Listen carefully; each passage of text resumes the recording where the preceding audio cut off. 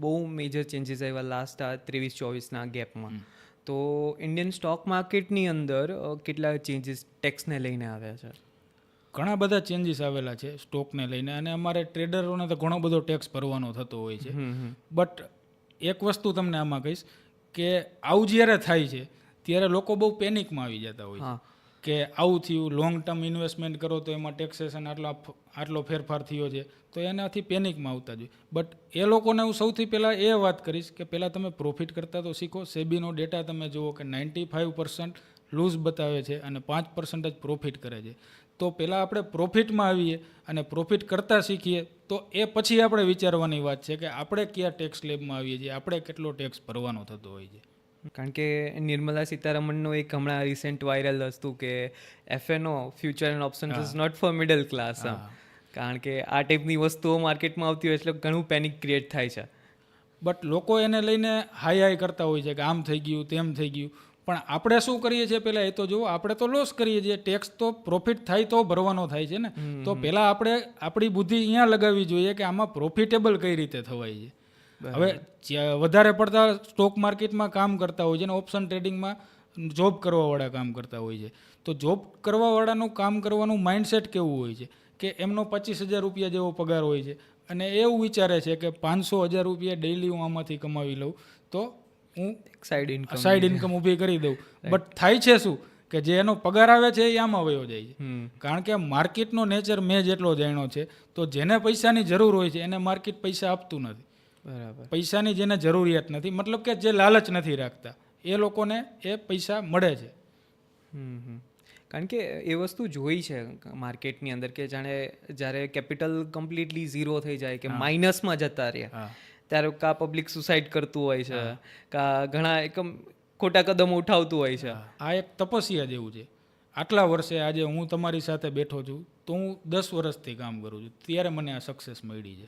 તો એના માટે મેં કેટલો ટાઈમ આપ્યો, કેટલી સ્ટ્રગલ કરી, કેટલી વખત લોન ભરી ના શક્યો, EMI ના ભરી શક્યો, જ્યારે જોબ કરતો રેન્ટ ના ભરી શકતો ઘરનું, આ બધી વસ્તુ મેં ફેસ કરી છે. ત્યારે હું શીખું છું આ બધી વસ્તુ. તો પહેલાં એ બધી વસ્તુ શીખવાની જરૂરિયાત છે. હવે આપણે જૂની વાત કરી રામાયણ મહાભારતની, તો આમાં આપણે જોતા કે સાધુ મહાત્મા કેટલા વર્ષો સુધી તપસ્યા કરતા. એટલા વર્ષો તપસ્યા કર્યા બાદ એને વરદાન મળતું. અને આમાં જે આવે છે, જે માણસો આમાં આવે છે એને રાતોરાત કરોડપતિ થવું છે. તો આમાં રાતોરાત કોઈ પોસિબિલિટી નથી. આમાં તો એક તમારી પાસે બિઝનેસ પ્લાન હોવો જોઈએ. આજે આપણે કોઈ પણ બિઝનેસ કરતા હોય તો આપણે એને બિઝનેસ મોડલ આખું બનાવીએ છીએ કે આમાં કઈ રીતે કામ થઈ શકશે, કેટલું પ્રોડક્શન લઈ શકશું, કેટલું માર્કેટિંગ થશે, મારો પોતાનો આ બિઝનેસમાં કેટલો એક્સપિરિયન્સ છે, હું કેટલા રૂપિયા ક્યાં સ્પેન્ડ કરીશ, કેટલા એમ્પ્લોય રાખીશ અને કેટલું મારે રો મટીરિયલ મંગાવવા માટે પૈસા જોશે. આ બધી આપણને ખબર પડે છે એટલે આપણે એ બધું વિચારીને રાખીએ છીએ. બટ આમાં માણસો શું કરે છે, લાખ રૂપિયા લઈને આવે છે, નથી એની પાસે કોઈ સેટઅપ, નથી એની પાસે પૂરતું નોલેજ, અને સીધું કામ કરવાનું ચાલુ કરી દે છે અને પછી કેપિટલને ઝીરો કરી દે. પછી સ્ટોક માર્કેટને કહેવાનું થાય કે આમ નથી બરાબર, કે એ સ્ટોક બરાબર ના ચાલ્યો, કાં હું જ્યારે આવું કરું છું ત્યારે જ મારી સાથે આવું થાય. તમારે એ વસ્તુ એક માર્ક કરવાની કે જ્યારે તમે કોઈ પણ વસ્તુનું એનાલિસિસ કરતા હોય, સવારે 9 વાગે જોતા હોય તો એ ઉપર બુલ રન ચાલતો હોય તો એ ધીમે ધીમે ભાવ વધતો જ હોય. બટ જ્યારે તમે એન્ટ્રી લ્યો ને ત્યાંથી નીચે આવે. તો લોકો શું વિચારે કે આ માર્કેટને ખબર પડી જતી હશે કે હું આવું ત્યારે જ આવું થાય છે. એક સ્ટોક માર્કેટની અંદર લાસ્ટ 2-3 વર્ષ પહેલાં એક બહુ મેજર ડ્રોપ આવ્યો હતો કોરોના વખતનો. સેમ એવું હવે દેખાઈ આવે છે કે પેલું HMP વાયરસના કારણે પણ રિસેન્ટ ટાઈમમાં જો થોડોક નિફ્ટી પડ્યો. તો શું લાગે છે તમને કે આ કોરોના જેવું બીજો વાયરસ જે આવે છે તો એના કારણે પાછું પડશે કે શું થશે? Like future પ્રેડિક્શન્સ. વાયરસ જો વધારે પડતો સ્પ્રેડ થશે, કોરોના જેવી પરિસ્થિતિ નિર્માણ થશે તો એવું થઈ શકે છે કે માર્કેટ નીચે આવવાનું છે. કારણ કે લોકો પેનિકમાં આવી જાય. માર્કેટને ચલાવે છે કોણ? માર્કેટને 2 જ વ્યક્તિઓ ચલાવતા હોય છે, બાયર અને સેલર. તો બાયર અને સેલર તમને દેશી ભાષામાં હું સમજાવું તો બાયર અને સેલર માર્કેટને કઈ રીતે ચલાવતા હોય છે કે કોઈ પણ વસ્તુની સપ્લાય લિમિટેડ હોય, સપ્લાય એની લિમિટેડ હોવાની, એની સામે બાયર વધારે હોય તો સપ્લાય લિમિટેડ છે એટલે એની ડિમાન્ડ જનરેટ થવાની છે માર્કેટમાં, કારણ કે માલ ઓછો છે. તો આ બાયર અને સેલર સપ્લાય અને ડિમાન્ડ ઉપર માર્કેટને ચલાવતા હોય છે. બટ આવી પરિસ્થિતિ જ્યારે બને છે ત્યારે લોકો પેનિકમાં આવી જાય છે. માણસની સાયકોલોજી, આ આખી ગેમ સ્ટોક માર્કેટ એ સાયકોલોજીની ગેમ છે. Mind, heart, psychology, patience, discipline આની ગેમ છે. જેટલું તમે ટેકનિકલ એનાલિસિસ, જેટલું ફંડામેન્ટલ એનાલિસિસ શીખો છો એ એટલું વર્ક થાય છે, એનાથી વધારે એમાં વર્ક થાય છે તમારું માઇન્ડસેટ. તો લોકો પેનિકમાં જ આવી જાય છે ને ક્યારેક એવી સિચ્યુએશન બનતી હોય છે કે માર્કેટ નીચું આવ્યું છે, તમને ઇન્વેસ્ટમેન્ટ કરવાનો મોકો આપે છે કે આપણે નવું એમાં ઇન્વેસ્ટમેન્ટ કરી શકીએ, અને લોકો અહીંયાથી એક્ઝિટ કરી લેતા હોય છે. અને એક્ઝિટ કરે છે એટલે માર્કેટ નીચે આવતું દેખાય છે એટલે વધારે લોકો એક્ઝિટ કરવા માંડે છે. એટલે પૂરેપૂરું સોસાયટી પેનિકમાં આવી જાય છે, બધો સ્ટોક કાઢવા માંડે છે, એટલે માર્કેટ વધારે નીચે આવી જાય છે. એક વર્લ્ડ વોર જેવી પણ કરન્ટલી હમણાં બહુ દેખાય છે કે યુક્રેન રશિયા છે, પછી ઇઝરાયલ પેલેસ્તીન વાળા જે યુદ્ધો ચાલે છે, તો એના કારણે પણ સ્ટોક માર્કેટ હમણાં બહુ ફ્લક્ચ્યુએટ થાય છે. તો ઇન્ડિયન માર્કેટ આવું કેટલા ટાઈમ સુધી હજુ રહેશે? અત્યારે જે માર્કેટમાં કરેક્શન ચાલે છે, લાસ્ટ 2-3 વર્ષથી તો બુલ રન ચાલતો હતો, પણ અત્યારનું જે કરેક્શન છે એ 1 વર્ષ જેવું રહી શકે છે. 1 વર્ષ, અને માર્કેટનો નેચર છે, માર્કેટ જો કરેક્શનમાં નથી ચાલતું, સીધો બુલ રનમાં ચાલતું હોય અથવા તો ડાઉન ચાલતું હોય તો ગમે ત્યારે પડી શકે છે. માર્કેટના નેચર પ્રમાણે એક કરેક્શન કરે એટલે માર્કેટને સેટલ કરતું હોય, નવા બાયર્સોને મોકો આપે છે, કોકને પ્રોફિટ આપે છે, અહીંયાથી સેલ કરે છે. તો કરેક્શન કરતાં જ્યારે માર્કેટ ચાલતું હોય તો એ સ્ટેબલ માર્કેટ ચાલતું હોય છે. તો 1 વર્ષનો આ પીરિયડ રહી શકે છે, અને ત્યારથી પછી પાછી તેજી આપણને દેખાઈ શકે માર્કેટમાં. બટ તમે જે કીધું કે યુદ્ધની ને આવી સિચ્યુએશન એ આપણે પણ નથી જાણતા, આવી સિચ્યુએશન ક્રિએટ થાય છે તો માર્કેટમાં પછી નીચે પણ આવી શકે છે.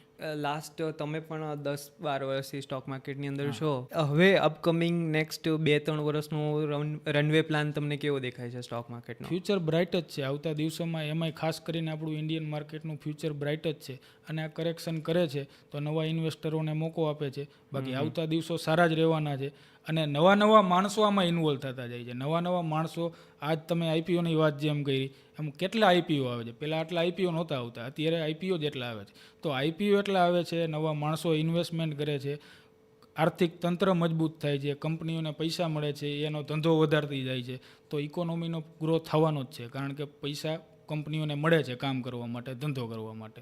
તો આવતા દિવસો સારા જ રહેવાના છે. ક્વેશ્ચન એવો હતો કે સ્ટોક માર્કેટના મેજરલી હવે એવું કહેવાય છે કે ઈવી અને પાવરના સ્ટોક્સ બહુ હાઈ જશે, કારણ કે માર્કેટ હવે ઈવી તરફ અને પાવરના સ્ટોક તરફ બહુ વળ્યું છે. તો એ બાબતે કેવું ફ્યુચર છે એ બે સ્પેસિફિક કેટેગરીની અંદર? એમાં ફ્યુચર બ્રાઇટ છે. એનું રીઝન છે કે આપણે પહેલાં કઈ કાર યુઝ કરતા હતા તમે જુઓ, અત્યારે કઈ કાર આપણે યુઝ કરીએ છીએ. પહેલાં કોઈના ઘર ઉપર તમને સોલાર જોવા મળતું હતું? નહોતું મળતું. અત્યારે બધાના ઘરે તમને સોલાર જોવા મળે છે. કાર બધી બેટરીઓથી ચાલવા માંડી. તો એ બધા સેક્ટરોમાં તેજી આવવાની જ છે, કારણ કે ધીરે ધીરે ગવર્મેન્ટ પણ આને સપોર્ટ કરે છે કે બેટરીથી ચાલે એવી કારો વધતી જાય. તો આ બધી ઇન્ડસ્ટ્રીઝમાં, આ બધા સેક્ટરોમાં ગ્રો જોવા મળવાનો જ છે. એક ક્વેશ્ચન થોડોક ઓફ માર્કેટ પૂછું કે સ્ટોક માર્કેટ સિવાય, સ્ટોક માર્કેટમાંથી બહાર નીકળીએ તો તમે એવી કઈ જગ્યાએ મની ઇન્વેસ્ટ કરો? જો મની મેનેજમેન્ટને તમે સમજો, મેં જૂના ટાઈમમાં મેં તમને કીધું કે 2015માં મેં આટલો પ્રોફિટ કર્યો હતો. એ ટાઈમે મની મેનેજમેન્ટ કરતાં મને પણ નહોતું આવડતું. અત્યારે હવે રિસેન્ટલી હું બધું શીખતો જાઉં છું કે આ પૈસા જ્યાં સુધી આપણા ડિમેન્ટ એકાઉન્ટમાં પ્રોફિટ કરેલો છે પણ ડિમેન્ટ એકાઉન્ટમાં છે ત્યાં સુધી આપણા પૈસા નથી. આ પૈસાને તમે વિથડ્રો કરો, બીજી જગ્યાએ ઇન્વેસ્ટમેન્ટ કરો, અથવા તો ખુદની પોતાની સેલ્ફ પાછળ વાપરો. આપણે કોઈ વસ્તુ લેવી હોય એના પાછળ વાપરો, તો જ આપણને સેટિસ્ફેક્શન મળશે કે આ વસ્તુનો આપણે ઉપયોગ કર્યો, આ પૈસાનો આપણે ઉપયોગ કર્યો. હવે આ લાસ્ટ યરની હું વાત કરું કે મારો જે પ્રોફિટ હતો તો હું પ્રોફિટ એમાં રાખતો જ નથી. એ પ્રોફિટને હું કાઢીને થોડો ઘણો સ્ટોકમાં હું ઇન્વેસ્ટમેન્ટ કરું છું, અને બીજા પૈસા રિયલ એસ્ટેટમાં ઇન્વેસ્ટ કરું છું. અને અમારા મોરબીમાં સિરામિક ઇન્ડસ્ટ્રીઝ બહુ મોટી છે, તો એમાં મારું ઇન્વેસ્ટમેન્ટ છે. તો અલગ અલગ જગ્યાએ અલગ અલગ ઇન્વેસ્ટમેન્ટ કરતો જાઉં છું.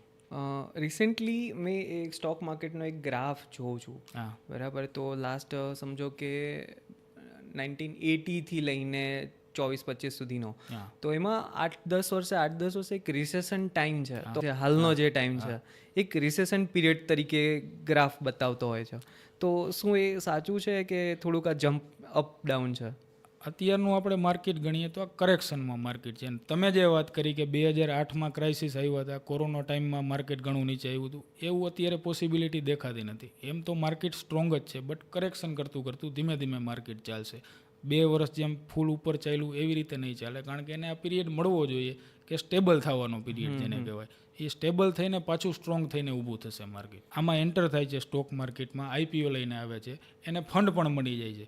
પણ ફંડ મળ્યા પછી એ સાચો ઉપયોગ એનો કરવો, ફંડનો પૈસાને કઈ રીતે ગ્રો કરવો, એના બિઝનેસમાં કઈ રીતે આગળ વધવું જોઈએ, આ વસ્તુમાં એ સક્સેસ જતા નથી.